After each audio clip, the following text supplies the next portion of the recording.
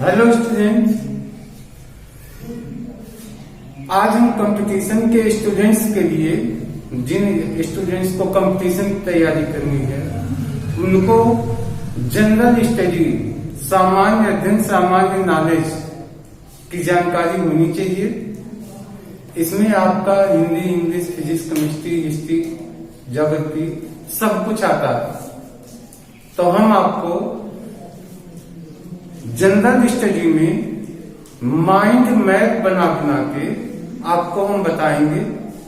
आप एक बार हमारे वीडियो को देखेंगे, मेरी आवाज सुनेंगे, माइंड मैप को देखेंगे, उसके बाद साउंड बंद करके माइंड मैप से आप उसकी ब्रीफिंग करेंगे तो बहुत जल्दी आपको सब याद हो जाएगा।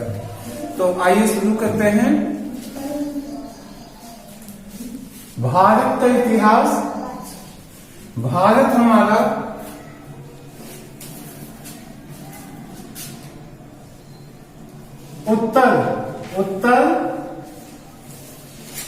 उत्तर में हिमालय और दक्षिण में समुद्र।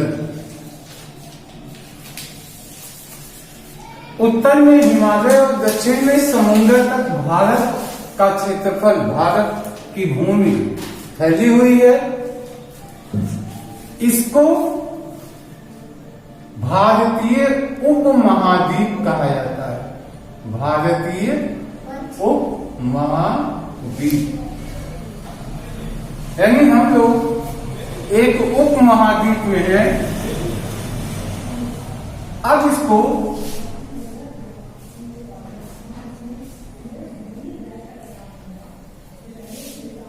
महाकाव्य और पुराणों, इसमें इसको भारतवर्ष कहा जाता है। भारतवर्ष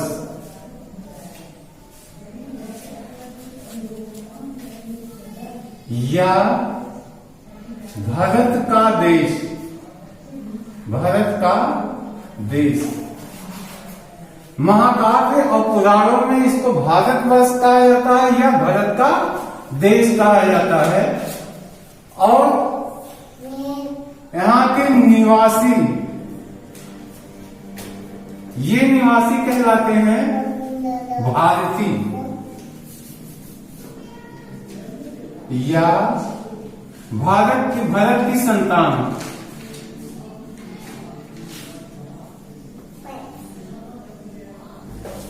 भारत उत्तर में हिमालय से लेकर दक्षिण में समुद्र तक फैला हुआ है। ये एक उपमहाद्वीप है। महाकाव्य और पुराणों में इसको भारतवर्ष या भारत का देश कहा जाता है। यहाँ के निवासी को भारतीय या भारत की संतान कहा जाता है। भारतीय या भारत की संतान कहा जाता है। यूनानी इंडिया कहते हैं।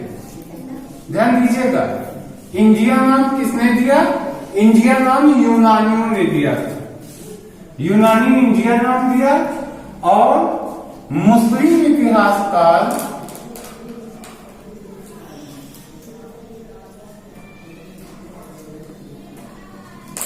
हिंद या हिंदुस्तान नाम दिया।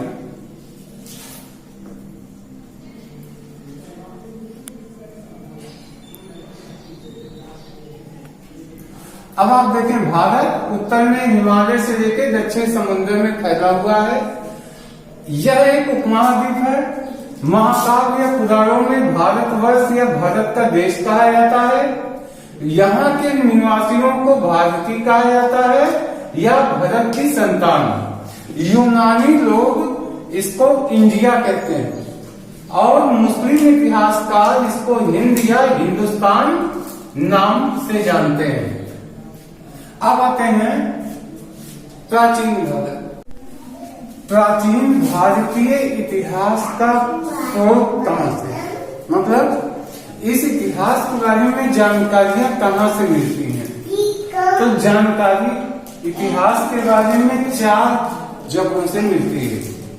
पहला धर्म ग्रंथ से जो उपलब्ध है, दूसरा एक ऐतिहासिक ग्रंथ से, तीसरा विदेशी लेखकों ने जो विवरण दिया है अपने पुस्तकों में उससे, और चौथा है पुरातत्व संबंधी, जो पुराने ऐतिहासिक इमारतें हैं उनसे पता चलता है।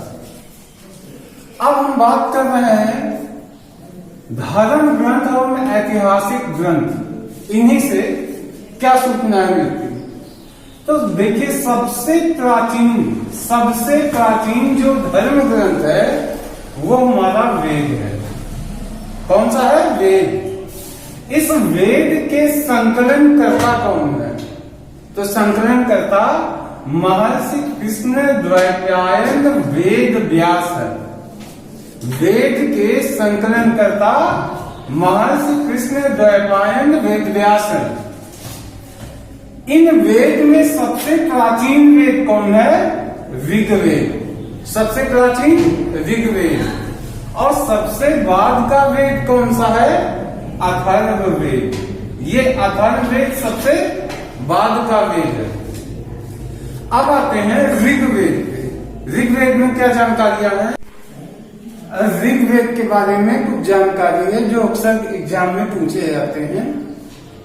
ऋग्वेद में मंडलों की संख्या होती है 10। मंडल कितने होते हैं? 10। देवता सोम को एक देवता माना जाता है। इनका विवरण मिलता है 9वें मंडल में। 9वें मंडल में देवता सोम का विवरण मिलता है। ऋग्वेद में सूक्तियों की संख्या है 1028 और श्लोक, इस श्लोक को भी ऋचा कहते हैं। ऋचा और श्लोक दोनों सेम चीज है। इनकी संख्या है 10,462।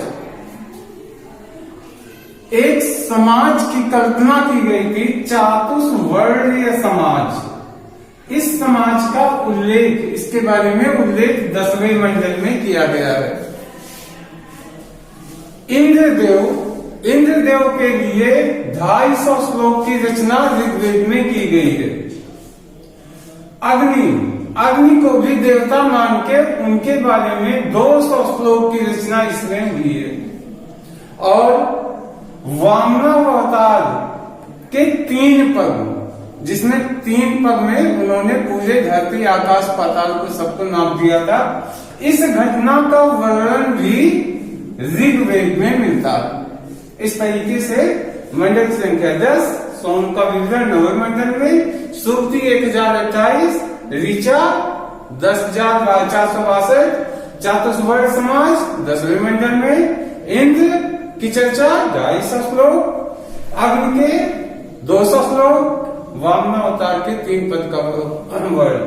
ये ऋग्वेद की घटना। अब आगे आते हैं। अब आते हैं यजुर्वेद। यजुर्वेद में पहली बार गद्य एवं पद्य वाला वेद है, यानी इसमें गद्य भी लिखा हुआ है और पद्य की भी रचना इसके अंदर हुई है। तो गद्य एवं पद्य वाला वेद यजुर्वेद। सामवेद को भारतीय संगीत का जनक कहा जाता है, यानी संगीत का उल्लेख सामवेद में है। अथर्ववेद एक ऐसा वेद है जिसमें रोग निवारण, तंत्र मंत्र, जादू टोना, वशीकरण, विवाह, प्रेम, राजकर्म आदि इन सब का विवरण है। इन सब का विधि विधान के बारे में जानकारी अथर्ववेद में दिया गया है। इसी अथर्ववेद में एक राजा प्रजापति राजा थे। इनकी 2 पुत्रियां सभा एवं समिति, इनका उल्लेख किया गया है। ऐतिहासिक कथाएं, जितनी भी ऐतिहासिक कथाएं हैं उनका विवरण हमेशा पुराणों में मिलता है। पुराणों में इनका विवरण मिलता है। पुराणों के रचयिता लोमहर्ष और उनके पुत्र थे उग्रश्रवा। लोमहर्ष एवं उनके पुत्र उग्रश्रवा पुराणों के रचयिता। पुराणों की कुल संख्या कितनी है? 18। पुराणों की संख्या 18 है। आगे देखते हैं। अब देखिए सबसे प्राचीन पुराणों में सबसे प्राचीन पुराण कौन है? मत्स्य पुराण। इसके बाद कुछ और पुराण भी हैं। आपको ये जानना है यह पुराण किस वंश से संबंधित है। विष्णु पुराण मौर्य वंश से संबंधित है। वायु पुराण गुप्त वंश से संबंधित है। मत्स्य पुराण आंध्र सातवाहन वंश से संबंधित है। इसमें से क्वेश्चन पूछ लिया जाता है विष्णु पुराण किससे संबंधित है? आपका जवाब होगा मौर्य वंश से। अब आते हैं स्मृति ग्रंथ। तमाम स्मृति ग्रंथ भी हैं। स्मृति ग्रंथों में सबसे प्राचीन स्मृति ग्रंथ है मनुस्मृति। मनुस्मृति सबसे प्राचीन स्मृति ग्रंथ है। भगवान बुद्ध के पूर्व जन्म की कहानी जिस किताब में लिखी गई वह है जातक, यानी जातक संबंधित है भगवान बुद्ध से। और जैन साहित्य, जैन धर्म के जो साहित्य हैं, जो कि उनके ऐतिहासिक ग्रंथ हैं, उसको आगम कहते हैं। उसको आगम कहते हैं। इसके बाद